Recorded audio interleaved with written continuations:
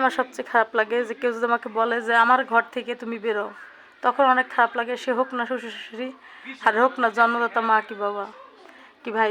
আসসালামু আলাইকুম, আপনারা সবাই কেমন আছেন? আলহামদুলিল্লাহ, আল্লাহর রহমতে আমরা ভালো আছি। তো এখন কিন্তু সকাল 8টা বাজে। তো ঘুম থেকে উঠে আলহামদুলিল্লাহ ফজরের নামাজটা পড়ছি, তো পরে রান্নাঘরে চলে গেছি। তো রান্নাঘরে যাইয়া সকালে একটু খিচুড়ি রান্না করলাম, আর কাহাপ্রসা চলে গেছে খাইয়ে পরীক্ষা দিতে। তো এখন দুপুরে রান্না করতে যাব। আর এদিকে দেখেন আমার সেই থালাবাটি সব এলোমেলো।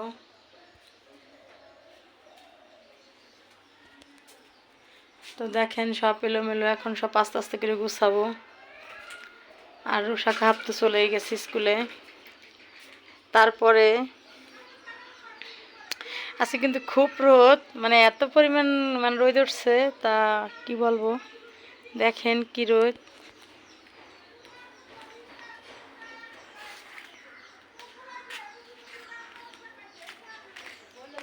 তো এটা দেখেন একটা ঝুলি বানাইছি আমরা, মানে আমরা এটাকে ঝুলি বলি, দোলনাও বলি। তো এরকম দোলনায় কারা দুলছেন তারা কমেন্ট করে জানাবেন, কারণ এগুলোর কথা মানে এগুলো দেখলে খুব মনে পড়ে সেই ছোটোবেলার কথা। দেখেন এটা মানহার জন্য বানাইছে।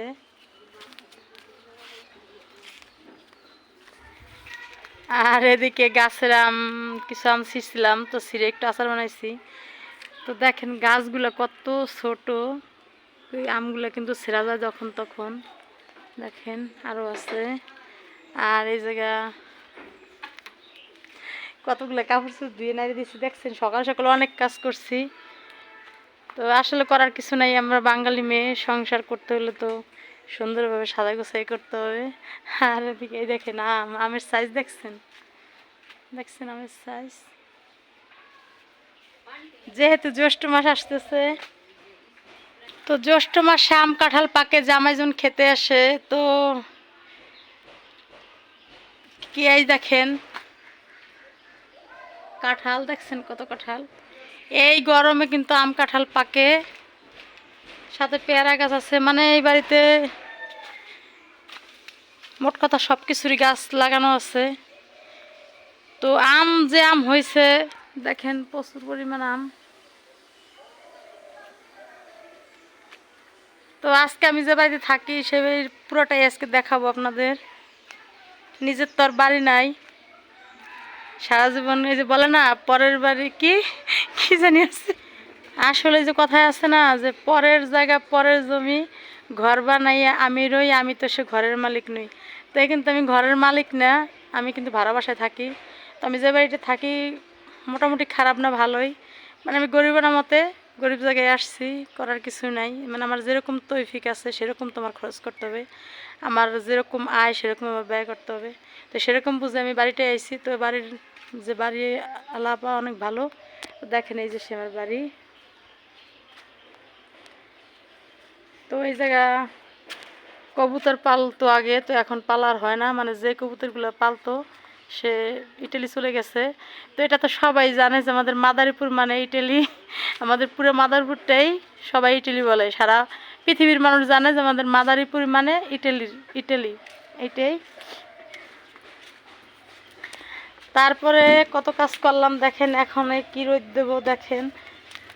তো আমি কিন্তু একটা চেহারা উঠছে দেখেন। তো ঝুরি আচার দিছি রোদ্রে, মানে যেহেতু প্রচুর রোদ, আর আম যেহেতু পেকে গেছে, তো এখন তো আচার বানাইতেই হবে। আর এদিকে দেখেন এই আচারটা দিচ্ছি সকালবেলা।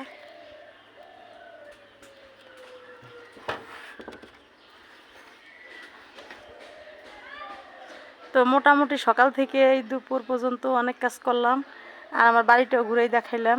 তো আরও দেখানোর বাকি আছে, কারণ যেহেতু বাড়িটা অনেক বড়।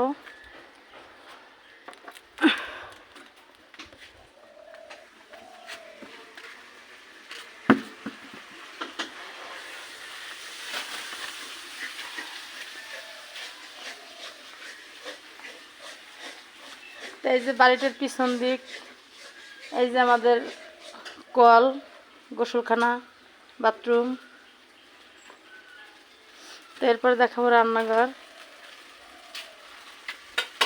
এই দেখেন রান্নাঘর, এই যে কিন্তু অনেক আয়োজন চলতেছে।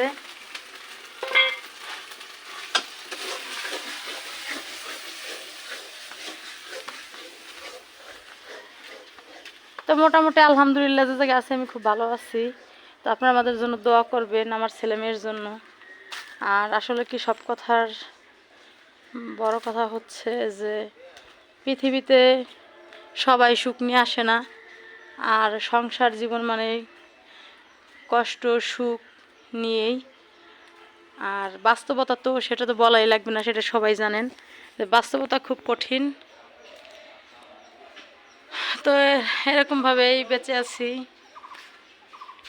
এই যে তার পাশের সাইড মানে আমার বাসার পাশে আর এক আপু থাকে, তো সে বাসায় নেই। এই যে আর আমি তো এই রুমেই থাকেন, এটা তো সবারই পরিচিত। দেখেন এটা আমারই রুম।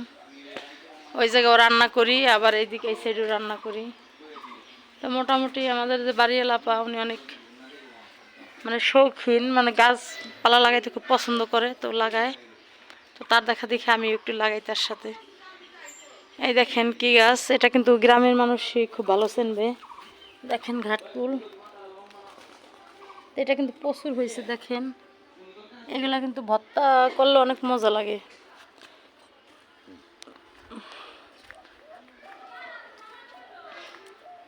তো দেখেন এই যে মানে বাড়িটা মোটামুটি গাছে ভরপুর।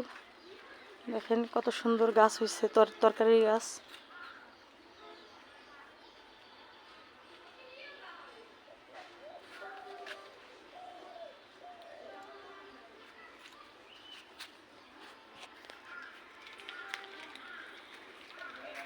তো আমার আল্লাহর কাছে তেমন কিছুই চাওয়ার নাই। আর বেশি টাকা হলে তার কোনোই থাকে না যে কে ভালো কে মন্দ। আমার মনে হয় বেশি টাকা না থাকাই ভালো। মোটামুটি খেয়ে পরে যাতে বেঁচে থাকতে পারি, আলহামদুলিল্লাহ। আল্লাহ রকম হালকা পাতলা খেয়ে বাঁচতে পারে, যে সচ্ছল থাকলেই হলো। বেশি টাকার প্রয়োজন হয় না, বাঁচার জন্য বেশি টাকার প্রয়োজন হয় না। যাই হোক, আপনারা দোয়া করবেন যাতে আমি আজকে ভাড়া আছি, হয়তো সারা জীবন ভাড়া থাকবো না, যেহেতু আমার ছেলে মেয়ে আছে। তো আপনারা আমার জন্য দোয়া করবেন যে আমি নিজের মতো করে একটা বাড়ি ঘর জানি করতে পারি। কারণ সারা জীবন তো থেকে এসেছি বাবার বাড়ি, তো সেখানে বাবার বাড়ি অনেক কিছু পাইছি, আর পেতে চাই না। আর শ্বশুরবাড়ি অনেক কিছু পাইছি, আর পেতে চাই না। এখন নিজের একটু কিছু যাতে হয়, যে নিজে যাতে কেউ যাতে না বলতে পারে যে আমার ঘর থেকে বেরো। তো সবচেয়ে খারাপ লাগে কখন যে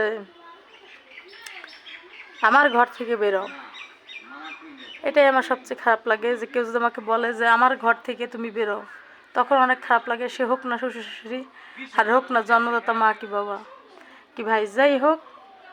যে পৃথিবীতে কাউকে জানি স্থান হারা আল্লাহ না বানায়, তাকে জানি আল্লাহ যেই হোক, সে যত বড় খারাপ মানুষই হোক, আল্লাহ জানি তাকে একটু স্থান দেয়, যাতে মাথা গোজার ঠাই জানি তার থাকে।